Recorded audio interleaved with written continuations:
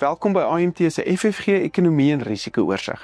Hierdie week kyk Waldo na die onstabiliteit in die RNE en die impak op die rand. Ons gesels ook of werkloosheid in Suid-Afrika wel so hoog is soos wat almal sê. Met die jagseisoen op hande gesels ons nou met Pieter oor risiko's daaraan verbonde, veral vir ons jagplase.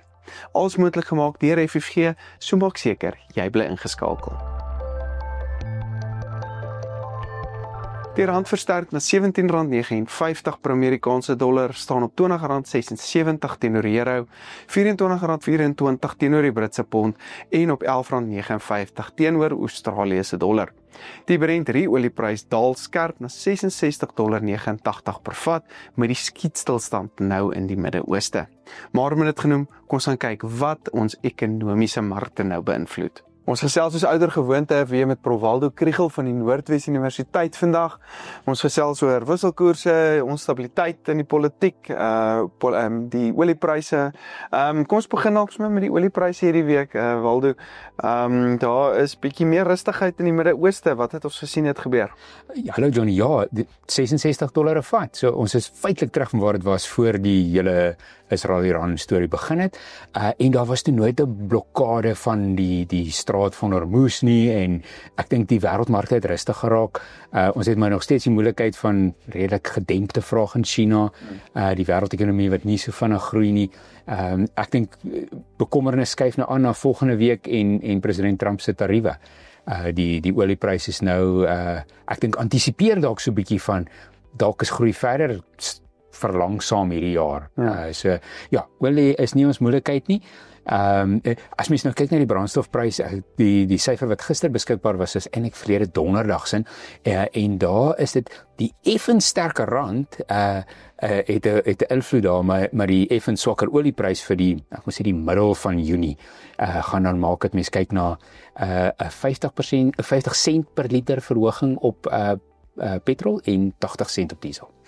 So ons gaan verseker wel dalk 'n stygings sien, maar hopelik dan volgende maand behoort daai oorverhaling weer afgehaal te word. As dit nou bly soos dit nou alles bly soos dit is, ja. En dalk ja, ek dink daar in die laaste paar dae, dis nou donderdag se syfers, so daar was daarom nog 'n Vrydag en 'n Maandag met 'n effens laer olieprys, so dalk is dit nie 80 sent nie, dalk is dit 75 sent. Okay.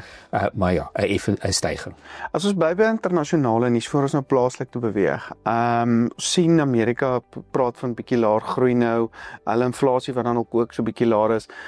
Rentekoersdalings in Amerika wat dan nog steeds realiteit na klink. Ek dink daar hulle voorspel steeds dat hulle nog in 'n jaar gaan sny, maar ek dink hulle is nou baie versigtig. Hulle almal wag maar om te sien gaan daai inflasie impak van die tariewe gebeur of nie. Moeilik om te sê. Ek weet die Amerikaners het al 'n reuse klomp geld ingesamel uit hierdie tariewe uit. Wat sê dat iemand het dit al betaal, maar of dit nou deurgegee word aan die eindverbruiker, gaan mens moet wag en sien. Daar is nog nie op die oomblik vreeslike prysdruk nie, maar mens werk omtrent met so 'n maand se sloering in daai data. So ek dink die Fed gaan maar hulle wag en kyk. Okay, so ons gaan dan maar ook seker nou nog sit en wag en kyk wat met hulle gebeur. Ja. Okay. As plaaslik wisselkoers, ons het gesien die wisselkoers, ek dink tydens opname by 1770 rond, maar ons het nou weer baie politieke onstabiliteit wat plaaslik 'n rol speel. Wat verwag jy met die wisselkoers? Ek dink op 'n manier het die mark daai geprosesseer. Wat donderdag, Vrydag was bietjie RNE moeilikheid rondom die adjunkminister, maar hy het net oor die 18 gedraai en toe nou weer gister en vandag al weer teruggekom onder 18. So ek dink dis moeilik om te sê. Ek maak al 'n grappie om te sê wie die markte lees nie meer die koerant of kyk die nuus nie. Ja. Dit lyk asof die meer fundamentele goed rondom die rand is positief. En ek dink die onsekerheid oor die dollar, oor Amerikaanse staatsskuld ensovoorts, maak dalk maar dat die ouens sê, maar kom ons sit ons geld bietjie in Suid-Afrika, die rentekoers hier is hoog. Dit lyk nie so sleg nie. So vir die oomblik is die rand so effens sterk. Maar dis dalk nou, as ons nou so 'n bietjie terugkyk, dis dalk 'n goeie ding dat ons dan nie rentekoerse so sterk gesny het aan die begin van die jaar nie. Ja, die monetêre beleidskomitee sal sê, maar dis ons meesterplan nie so. Ja. Dis presies wat ons wil bereik. Dit hang 'n bietjie af met wie mens praat, maar ek dink in 'n geval, selfs al het ons koerse gesny, sou dit nie veel gedoen het vir ekonomiese groei nie, want ander groot onsekerheid het dit beïnvloed. So ek dink hulle het die regte pad gevolg, maar met die kans om dalk nog 'n keer te sny, afhangend van wat die Amerikaners doen. Ja. Walter, dan wil ek iets weer ander punt nou lig eintlik hierso. Daar word wyd gepubliseer dat ons werkloosheid in Suid-Afrika tussen 30 en 40% is, hang na watter statistieke jy kyk en indikators en jy te kyk. Maar as 'n mens daai tipe koerse sien, dan dink 'n mens die land moes al lankal gebrand het. Dis 30-40% van die mense wat by huis sit en hulle soek werk. Wat is die realiteit daar buite? Hoekom daar is sekere mense wat sê nee, dis baie laag. Ja, ek dink op 32,9% eng definisie praat jy van 8 miljoen mense sonder werk. Dit is En baie. wat werk soek? Ja, wat sê hulle is beskikbaar om te werk en het werk gesoek in die afgelope week voordat die opname hulle nou bereik. So dis hoog. Ek dink om so oor die gemiddelde werkloosheidskoers te praat is maar 'n moeilike ding. Ek is seker daar's plekke in die ver platteland waar daar 'n realiteit is, waar 'n reuse deel van 'n gemeenskap werkloos is. Maar en dan lyk dit anders in die stede ensovoorts. Die moeilikheid is eintlik maar Statistiek Suid-Afrika sê maar hulle gebruik die internasionale definisie en hulle gaan vra vir iemand. Soek jy werk, is jy beskikbaar om te werk. Maar jy het nie werk nie. As dit die omskrywing is, dan tel jy as werkloos. Wat mense nie altyd weet nie en daar is eintlik nie navorsing daaroor nie, is daai ou het dalk 'n ander bron van inkomste. Hy verhuur 'n agterplaaskamer, hy verkoop gekookte mielies op die straat, wat ook al. Maar hy dink nie daaraan dat hy 'n werk het nie. Hy werk, maar hy verdien 'n inkomste, maar hy het nie fisies werk by hom. Hy dink aan 'n werk as 'n meer 'n formele ding. En ek dink selfs in dat hulle dalk nie die definisie van werkloosheid of die mense wat dit invul, hulle dalk nie twee goed verstaan nie. Maar daar is die moeilikheid is maar niemand het daai nog van naderby gaan ondersoek en weet agter Statistiek Suid-Afrika se opname ou gestap en dan vir die ou na die tyd gesê maar hoorie, weet hoe dink jy oor het ek 'n werk of nie? So hulle maak staat op daai amptelike definisie en daar's nie regtig iets anders wat jy kan sê mag hierdie ouens verstaan het verkeerd of entrepreneurs word. So in daai opsig word die Capitec CEO se stelling hy het ander data wat wys dat die informele sektor is aan die kook en mens sien dit op verskillende plekke, maar daar's 'n rede hoekom Boxer en Usave uitbrei in die township, want hulle sien daar's koopkrag en daar's geleenthede. So ja, die informele sektor word amptelik gemeet, maar dalk is hy 'n bietjie meer aktief as wat ons dink, maar tot tyd en wyl Capitec nou een of ander professor uitnooi en sê hoorie kom kyk na ons data, versoen dit bietjie met wat ons weet uit ander data uit, gaan ons nie 'n regte antwoord hê nie. En ek dink dis amper 'n sinvolle manier om dit te doen. Om te sê hierdie is 'n moeilike ding om te meet, wie's informeel, hoe lyk dit, wie's werkloos ensovoorts. Kom ons kry verskillende datastelle.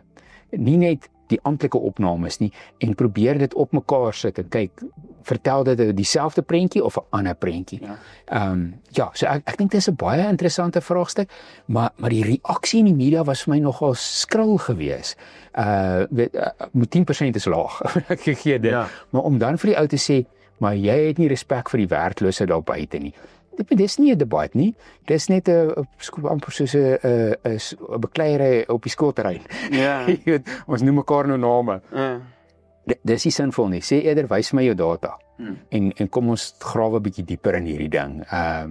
Maar dis baie goeie nuus eintlik as iemand uitkom te sê die informele sektor is goed aan die gang. En ons het dit gesien met die varsprodukte markte ook.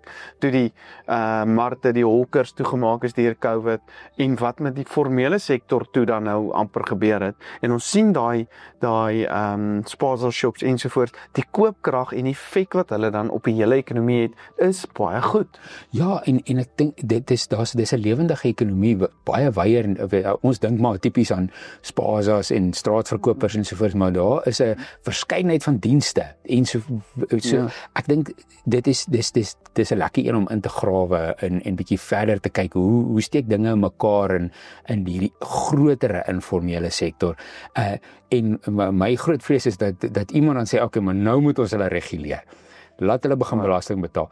Dis die doodskoot vir entrepreneurskap en werkskepping. Maar dis seker ook 'n rede ook hoekom van hulle nie noodwendig hierdie goed wil rapporteer op nie. Ja, nee, bly onder die radar, bly onder die regulasies.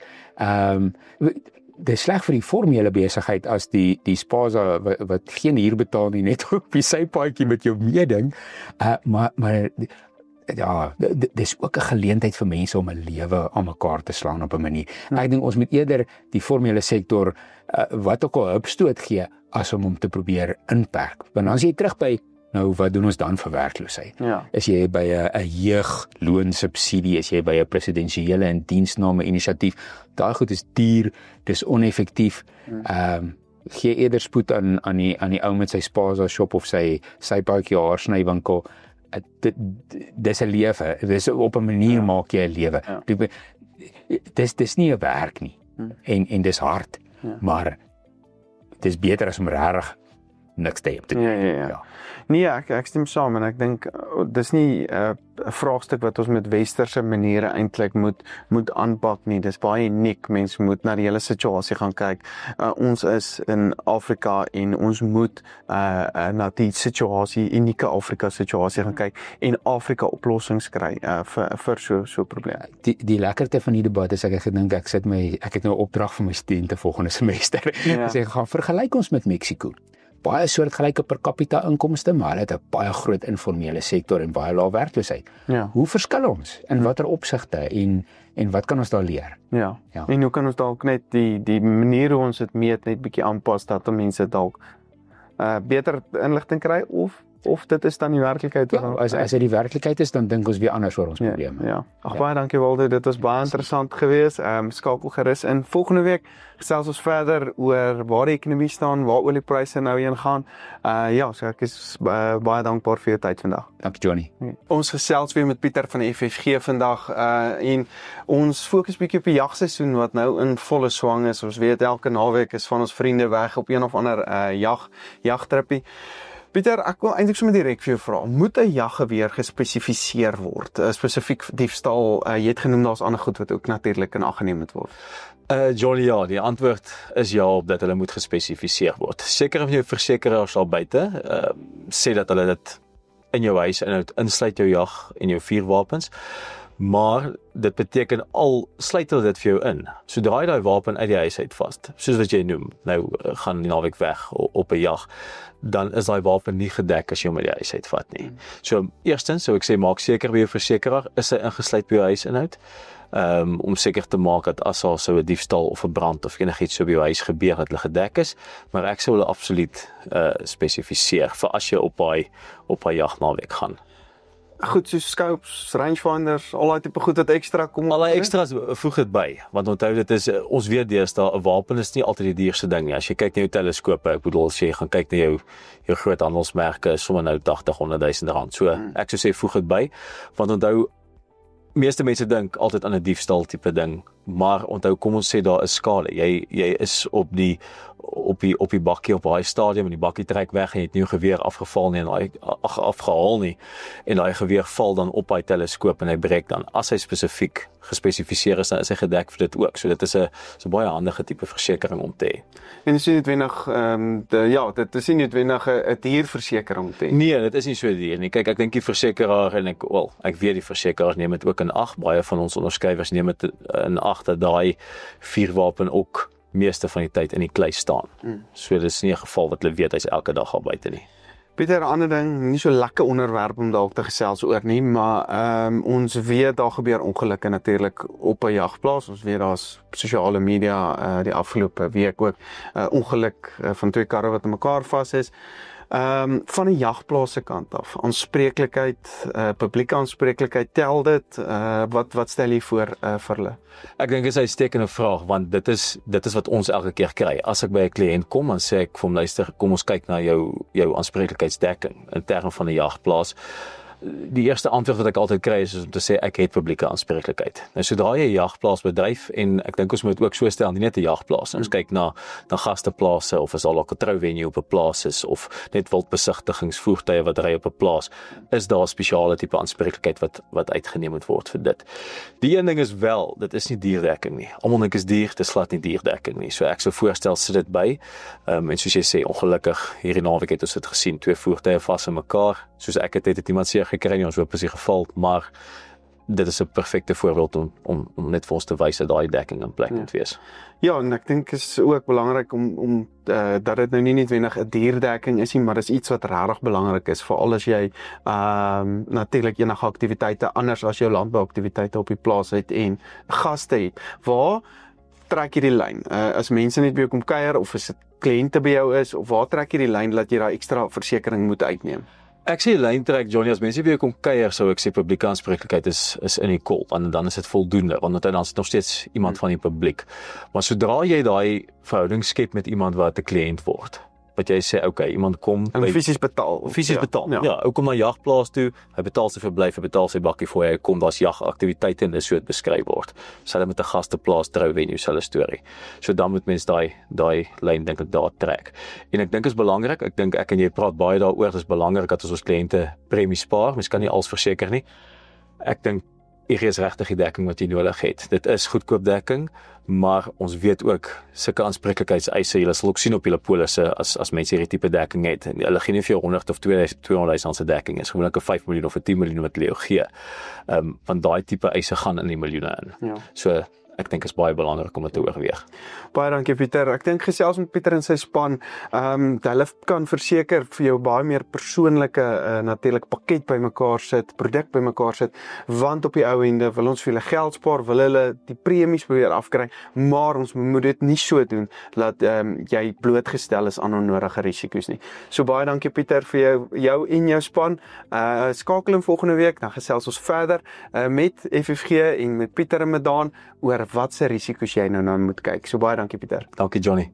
Besoek ook gerus AMT se webtuiste by aimtrends.co.za vir meer inligting. Al die skakels na ons sosiale media platform is ook in die beskrywing onderaan. Hierdie episode word moontlik gemaak deur FFG. Ek is Dr. Johnny van der Merwe en dankie dat jy ingeskakel het.